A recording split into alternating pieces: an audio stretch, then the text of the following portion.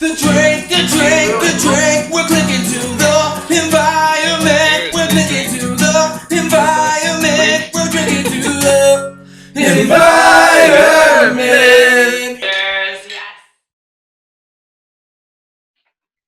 Can you hear me? Yeah, I got you, man. What's up, man? What's up? Good to finally talk. Hell yeah, dude. I'm like, wait, he's coming. Okay, we're good. Yeah, I know, usual tech. You know how this Zoom stuff goes. There's a hell of technical difficulties. A little bit. It's always here and there. Dude, I am so excited that you're on. This is awesome. Dude, thanks for having me. I've been waiting for it all week. Yeah. Well, this is the drink, so welcome. Do you have a beverage on hand? I got the memo. Oh, there we go. Hell yeah. Well, here we go. Cheers to the drink, man. Thanks for being on. Wasn't gonna pass up an opportunity for a cheap beer either. Yeah, right? Who wouldn't? I mean, why not? And talking about the environment, come on now. Hey, combo. Exactly. All right, so this is the drink.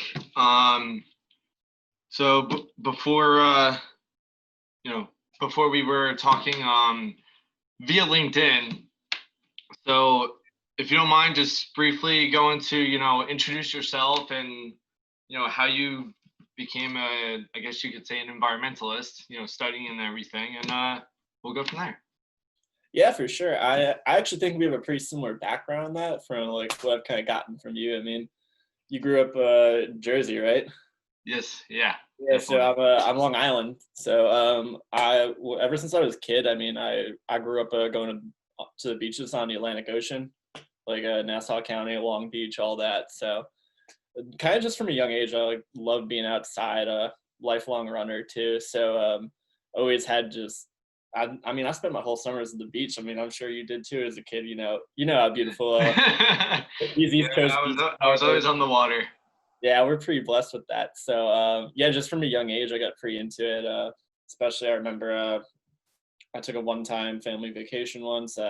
Did some snorkeling like down south and like saw some coral reefs, and I was blown away by this. And I remember like sixth, seventh grade me just like trying to like use the early stages of like the internet, like when that stuff wasn't common.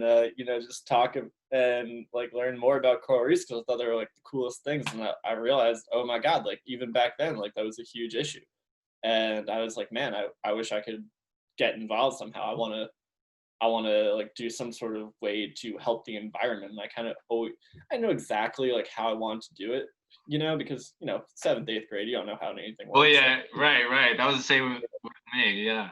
So like, I knew I had that like passion, what I wanted to do with that, but I didn't know exactly how. So I just knew I wanted to stay in college, and went to University of Michigan, did a Bachelor of Science in Environmental Science, did a bunch of different internships and like field with water resources, doing research, got a scientific paper published, did some internships in sustainability as well, like 2 summers worth of sustainability internships. So really just try and bounce around different sections of the environment like that, kind of see what's out there for myself, and want to get a master's degree right out. So went to Chicago for a master's in environmental policy, and did some work with environmental remediation, the city of Chicago last summer, and just graduated now, and looking for some full-time opportunities, and start my own website, kind of like how you got your podcast to stay involved in environmental issues, and it's been taking it from there. I mean, just graduated, so and in such crazy times too. So that's kind of just like a little bit. A little bit. Well, cheers to you. Congrats, man. That's awesome. Well, you know what they say, it's never been a worse time to graduate. Yeah, right. Oh my god. Yeah, exactly.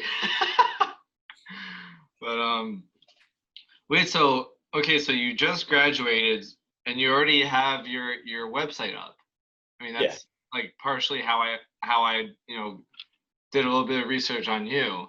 So like you said that you went to University of Michigan? Yes, sir. Yeah. And that what did you did all 4 years there, or you transferred there? No, I did all 4 years, graduated, then from a master's degree went to University of Chicago. Oh, nice, nice, nice. Awesome, dude. So, what's it called? So when during your time at Michigan, just briefly, like, did you attend? What did you do besides, study, do your environmental studies and everything? Did you do any kind of like, join the environmental club or something? Like, did you do any extra stuff? Just environmentally related or in general? Oh, environmentally related. Environmentally related, yes. So, yeah, I did some. It was interesting because I grew up my whole life on the East Coast, so moving to like 600 miles to the Midwest when I was 18-ish, it was a pretty big culture shock. Things are different out there, as any region is, different from like where we grew up. And so it was kind of cool to see like the environment in the Midwest and how different it is. And I got involved in a lot of like Great Lakes stuff too, and one of my internships was with the Huron River Watershed Council out in Ann Arbor. Great organization. I always like to plug them. And I really tried to get involved with the Ann Arbor kind of environmental community because it's a big city in Michigan. Did Yeah, it is. did some like environmental cleanups through that, and here and there just helped out with whatever kind of. I'm trying to figure out. Well, my major did like some community service types events and Right, right. that stuff. Just wanted to get involved in whatever you could at the time. Yeah, and I did some. I worked as a research scientist for the ecology department too, so that was like kind of my main extracurricular environmental wise during the year. Oh, sweet. Very good. Very cool, man. That's awesome. And you said that you did work up in Ann Arbor too? Yeah, one of Did my. you I'm only asking this just because I worked for them before. Did you ever hear of Clean Water Action or run into them? Because they're pretty big up there. Yeah, a really good friend of mine. She actually she did canvassing and advocacy work for them one summer in Ann Arbor. Oh, sweet. Nice. Yeah, so I didn't work with them exactly, but I knew of them and I knew people who like volunteered with them. Just environmental community in Michigan, especially like University of Ann Arbor. It's a kind of small. Everyone kind of got around, and you knew the organizations in the area too, and definitely. Yeah, they're always trying to recruit, from different institutions and whatnot. Just because I did a 3-week what they call cross train there, and I was a field manager at the time. So we went to where did we go? I was pretty much based in East Lansing, so that's a little bit down south of. That's south of Ann Arbor, right? No, it's actually north. Oh, so no, okay. I don't know how much time you spent in Michigan, but everyone uses this hand. Yeah, the mid. So there Ann Arbor is here. East Lansing's up there. That's right. Okay. Dude, that was such a while ago. That was a good time though. That was really good. What's it called? No, that's really cool though, dude. That's awesome. What's it called? I was going somewhere with that.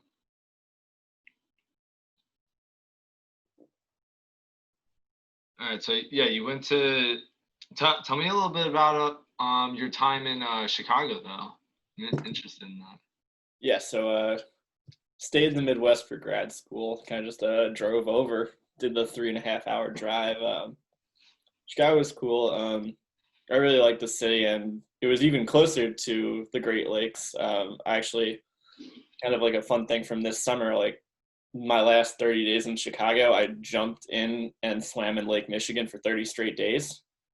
Nice. So that was a pretty fun streak. It just started like for fun, but it was really cool to be like right in the Great Lake, and it's crazy because they look like oceans, man. Like, yeah, they do.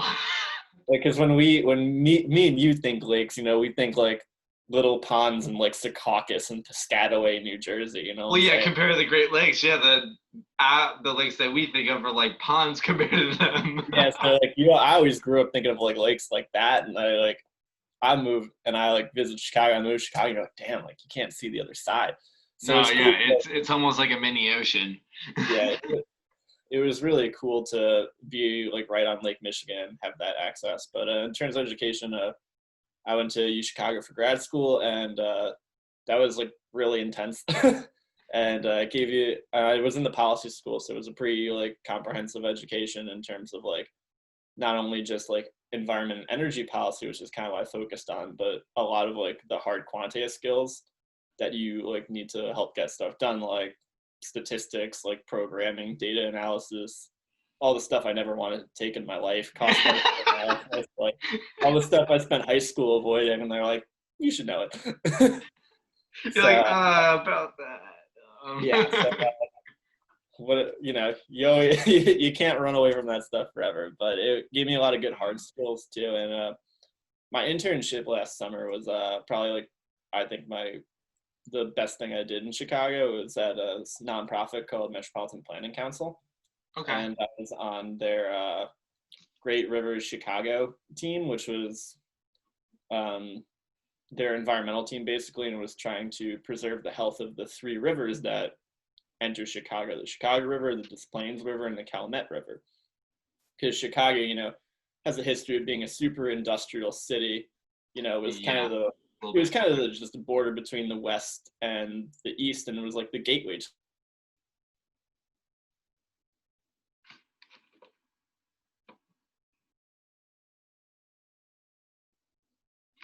Yo, can you hear me? Yeah. Okay, now I can hear you. All of a sudden, you just went quiet. Like I couldn't hear a word you just said. Oh, word. Okay. What was the last thing I said then? Go back to talking about the three rivers. Oh yeah. So the three rivers are the Calumet, Des Plaines, and Chicago River, and Okay. they're all into Chicago. And like I said, Chicago's a pretty industrial city, and that's how it had its roots between the Right. West and the East. So a lot of manufacturing developed on the outskirts outside of, the downtown when you think of like the Bean and Millennium Park and all that. So our team in the southeastern portion of Chicago, there's a huge industrial corridor called the Calumet Industrial Corridor. And it's extremely unregulated pollution down there because it's pretty much the south side, and no one paid a lot of attention to it. And these kind of companies kind of grew in the shadows outside of the loop where, all the economic and governmental attention is. And they're right on the Calumet River, and there's been a lot of both air and water pollution there. So our nonprofit, we were gathering data, reports, interviews, everything in the south side of Chicago to bring to the city government to be like, hey, you got to regulate this better. So a lot of what I was doing was tracking all the companies in Southeast Chicago right on the river, seeing how much they've actually hurt the environment in both air quality and water quality, like looking at EPA lawsuits. And spoiler alert, there's a lot of them. There's a lot, just so you know. A fun fact, Chicago actually has like one of the highest concentration. The south side of Chicago is one of the highest concentration rates of Superfund sites in the whole United States. So you'd never expect it, just like right outside Chicago. It's just crazy unregulated. So what we're doing, That's insane. And I actually ran a lot of statistics and helped our team show that the residents who lived within a half mile of this industrial center had higher rates of COPD, asthma, and coronary heart disease than the rest of the city, like proving it like through like GIS and statistics. And we're able to send this information. So it's like clearly you can establish a strong statistical link between them. So it was really cool to be able to like work in the community that I was based in, like in Southside Chicago, and really make a difference like that. That's awesome, dude. That's really cool how you guys did that. Cheers to you guys, man. Cheers to, what was it was Metropolitan Planning Council? Yeah. Did I say that right? Cheers to them. Woohoo!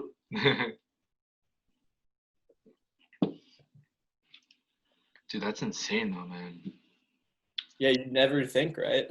Just like No, I mean, since it is industrial, yes, but like you would expect them to be. I wonder if they are like up there in, I guess, public health hazard, like I guess the severity of it compared to like the infamous Flint crisis. I wonder like if they're like even comparable. I really wonder because you know, it's harder I feel like it might be harder to establish a super direct connection as much Right. to like Yeah. asthma and COPD than it was to, people getting lead poisoning after drinking, and like the water in Flint was literally coming out brown. So there is a lot. That's the thing with like the Chicago, like you look at a lot of these companies in Chicago, and technically what they're doing is like okay, which is why we're trying to prove through other means, excuse me, that there needs to be more regulation, because despite them being like governmentally approved or whatnot, it's clearly not public health or environmentally friendly. There's a Well, difference yeah, definitely not. and especially in the Trump administration, EPA, and the age of relaxed standards, there's a difference between what's governmentally correct and what's correct for the good of the people.